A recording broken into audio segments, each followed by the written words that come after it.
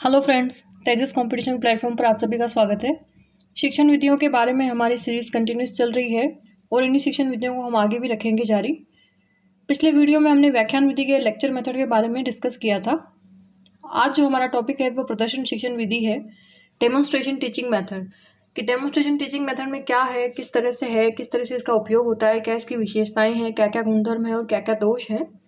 तो शुरुआत करते हैं हमारे आज के वीडियो की, जो कि बेस्ट रहेगा डेमोन्स्ट्रेशन टीचिंग मेथड, यानी कि प्रदर्शन शिक्षण विधि।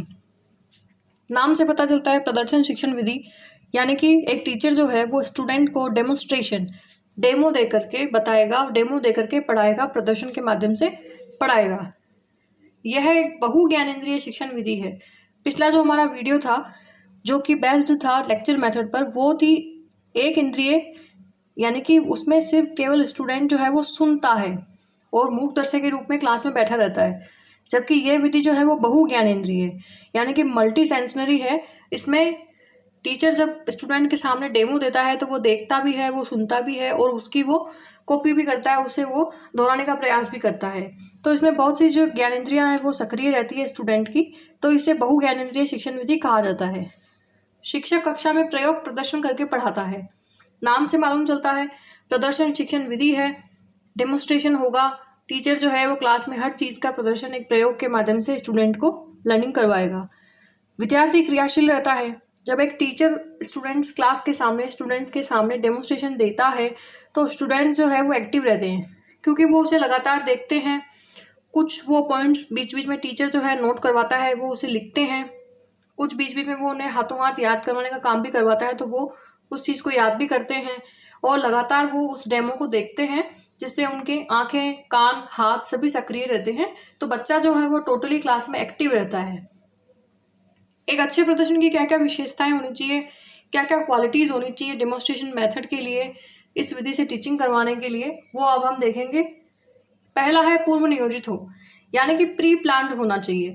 ये नहीं है कि टीचर क्लास में जाने वाला है और उसके 5 मिनट पहले उसे अपने टॉपिक का चयन करना है, उसे देखना है कि मुझे क्या करना है। नहीं, तब ये अच्छे तरीके से प्रदर्शन डेमोन्स्ट्रेशन जो है स्टूडेंट्स के सामने नहीं हो सकता। अगर सही तरीके से डेमोन्स्ट्रेशन टीचिंग मेथड को यूज़ करना है टीचिंग के लिए, तो ये प्री प्लान होना चाहिए। एक टीचर को अपना टॉपिक पहले से निर्धारित होना चाहिए कि उसे किस टॉपिक पे आज अपना क्लास में डेमोन्स्ट्रेशन दिखाना है, बच्चों को समझाना है। प्रदर्शन के पहले अभ्यास। एक शिक्षक को क्लास में जाने से पहले ये जरूरी है कि वो प्रदर्शन के पहले अच्छी तरह उस जो वो डेमोन्स्ट्रेशन देने वाला है उसका एक बार प्रैक्टिस कर ले। कहीं ये ना हो कि जो इक्विपमेंट्स हैं, जो उपकरण हैं या फिर जो भी सामग्री है वो क्लास में फेल हो जाए, जिससे कहीं ना कहीं जो है अनुशासनहीनता का माहौल बनता है, बच्चों को टाइम मिल जाता है शैतानी करने के लिए। तो एक टीचर को चाहिए कि वो पहले उस चीज़ की अच्छे से प्रैक्टिस करे, उसके बाद डेमो दे। नेक्स्ट है उद्देश्य निर्धारित हो। जब एक शिक्षक अपनी टीचिंग के लिए प्रदर्शन शिक्षण विधि का चयन करता है तो उसके दिमाग में एक बार क्लियर होनी चाहिए कि वो इस टीचिंग मेथड को क्यों ले रहा है, किस उद्देश्य से वो स्टूडेंट्स को क्या समझाना चाहता है, क्या बताना चाहता है, किस लिए उसने इस विधि का चयन किया है। तो एम जो है, उसका ऑब्जेक्टिव जो है वो निर्धारित होना चाहिए कि उसने इस विधि का चयन क्यों किया और किस टॉपिक के लिए किया और वो इसके माध्यम से क्या बताएगा। अगला है निर्देशन आवश्यक है।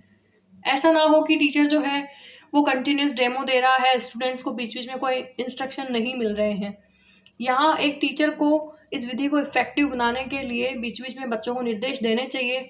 उसको अपने साथ साथ उस जो प्रैक्टिकल है या फिर जो भी उसका डेमो है उसकी रिपीटिशन करवानी चाहिए। अगला है प्रदर्शन विधि शिक्षण विधि के गुणधर्म। इससे प्राप्त ज्ञान स्थायी होता है।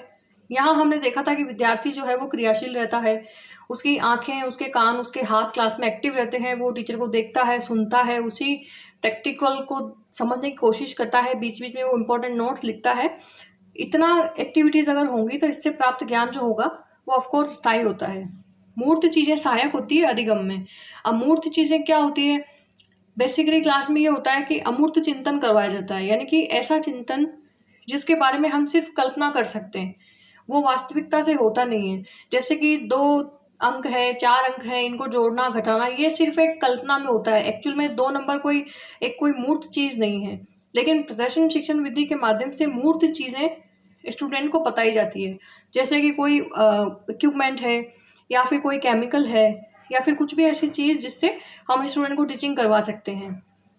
रुचिकर विधि है, स्टूडेंट इसमें काफ़ी इंटरेस्ट लेते हैं, देखते हैं, समझते हैं। मनोशारीरिक विधि है, इसमें मोटर स्किल्स का भी यूज़ होता है। मोटर स्किल्स का मतलब होता है कि स्टूडेंट का फिजिकली और मेंटली एक्टिव रहना। वो किसी चीज़ को समझता है तो वो मेंटली एक्टिव है और वो अपने हाथ चलाता है, अपने कानों का इस्तेमाल करता है सुनने के लिए, अपनी आंखों का इस्तेमाल करता है उस प्रैक्टिकल उस डेमोन्स्ट्रेशन को देखने के लिए, हाथों का इस्तेमाल करता है रिटर्न वर्क करने के लिए। तो इससे वो मोटर स्किल